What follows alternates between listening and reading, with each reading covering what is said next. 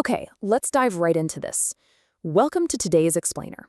You know, have you ever wondered how massive, sweeping goals, the kind set in a shiny UN boardroom thousands of miles away, actually end up changing things on your local streets? We hear all the time about saving the world, but how does that lofty ambition actually become practical action? Well, today we are tracing that exact journey. We're going to look closely at how the Sustainable Development Solutions Network in Nigeria, or SDSN-Nigeria, operates, and how they bridge that massive gap. Here is our roadmap for today. We'll start with number 1, from MDGs to SDGs. Then 2, enter SDSN-Nigeria. 3, the 5 pillars of action. 4, impact on the ground. And finally, 5, Nigeria's SDG scorecard. All right, section 1, from MDGs to SDGs. Let's quickly set the historical context of the sweeping development frameworks that actually brought us here. And this brilliantly illustrates the massive jump in scale we're talking about. Back in the year 2000, we had the Millennium Development Goals, the MDGs. That framework was focused, sure, but it was limited. Just 8 goals and 48 indicators. It did a lot of good, but it absolutely left some unfinished business. So in 2015, we replaced them with the Sustainable Development Goals, or SDGs. This is a staggering, highly ambitious, and transformational agenda. We're talking 17 goals and 169 targets, all aiming to eradicate poverty and strike a real balance between our economic, social, and environmental dimensions by the year 2030. Now, looking at the timeline, you can see this rapid chronological progression. After the MDGs were adopted in 2000, it became super clear over the next decade that achieving these kinds of targets required serious, practical problem solving. So, in 2012, the UN Secretary General announces the Sustainable Development Solutions Network, the SDSN. But crucially, just a year later, in 2013, SDSN Nigeria was launched, meaning before the SDGs were even formally adopted globally in 2015, this vital bridge for action was already under construction and way ahead of the curve in Nigeria. Section 2. Enter SDSN Nigeria. Let's zoom in from the UN headquarters in New York all the way to the University of Ibadan. So what is it exactly? Well, SDSN Nigeria is actually Africa's pioneer national network for this initiative, hosted right at the University of Ibadan's Center for Sustainable Development. Think of it as the vital engine. It brings together top leaders from academia, business, civil society, and research to find practical solutions. Rather than letting UN goals just gather dust in some bureaucracy, this network translates them into localized, actionable steps that actually make sense for the pressing challenges facing the country. Professor Jeffrey DeSax really hit the nail on the head at the launch of this network. He noted, universities are knowledge centers that can effectively mobilize for the efficient and effective implementation of the goals. And that is exactly why academia and research institutions are placed at the absolute core here. They bring the hard data, the brain power, and the research right to the front lines of development, turning those grand theories into real-world tools. Section 3, the 5 pillars of action. Let's unpack how they organize these 17 massive intertwined goals into something digestible. So the crucial point is how they avoid putting these goals into rigid silos. The network created 5 thematic working and research groups. These encompass what they call the 5 Ps: people, planet, peace, partnership, and prosperity. By grouping interrelated goals together, like, say, putting zero hunger and decent work together under human well-being, or matching climate action alongside environmental health, they create integrated approaches that tackle these highly complex issues holistically.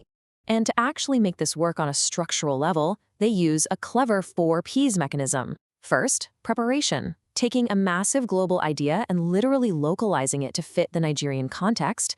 Second is processing, to develop strategic priority schemes. Third is packaging. This is where they actually secure the funding and create joint proposals. And finally, products, putting actual pilot projects into the ground. A great example of this is the Niger Delta Development Pathways Proposal, a long-term solutions initiative designed through this exact framework. Section 4. Impact on the ground. What do these grassroots initiatives actually look like for everyday people? Let's move to and see how this builds a truly inclusive movement.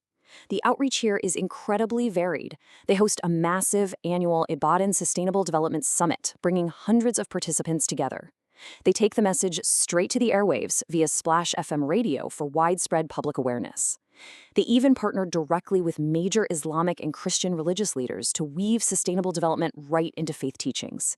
And to back the whole shebang up financially, they launch a trust fund specifically to empower vulnerable women, children, and youth.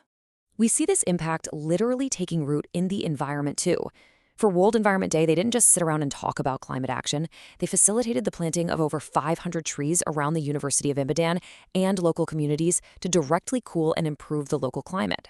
Plus, through the CHADON initiative, they spent 3 months training 35 community youth SDG advocates to take true ownership of these goals. It's all about protecting the planet while handing the keys to the next generation. Section 5, Nigeria's SDG Scorecard. Let's look directly at the raw numbers. So, with all of this extensive academic planning, grassroots mobilization, and policy advocacy, it begs a really important question. How is Nigeria actually performing right now on the global and regional stage? Out of 100%, where do things stand? Well, 52.8%, according to the Performance Scorecard and the SDG Index and Dashboard. That is Nigeria's overall regional score right now. Now, what's really interesting about this is that it actually places the country slightly above the regional average for Africa. It proves that despite immense challenges, the needle is in fact moving. But we do have to look at the broader context.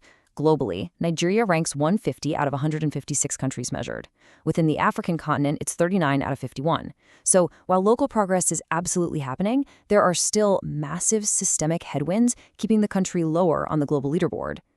These are complex challenges that require urgent, sustained attention. It's not all uphill, though. The data also highlights some vital data-driven wins. The report reveals that Nigeria has achieved significant progress, meaning index scores over 50%, in several critical areas. This includes Goal 2 for zero hunger, Goal 8 covering decent work and economic growth, and Goal 13 pushing for climate action. These numbers prove for sure that targeted, localized initiatives yield real, measurable results. On the flip side, the dashboard highlights what it calls the red compass indicators. These are the most critical danger zones. We're talking about Goal 1, due to large proportions of the population living below the poverty line. Goal 3, due to high mortality rates. Goal 5, noting gender inequality in governance and schooling. Goal 7, reflecting deficits in clean cooking energy and electricity.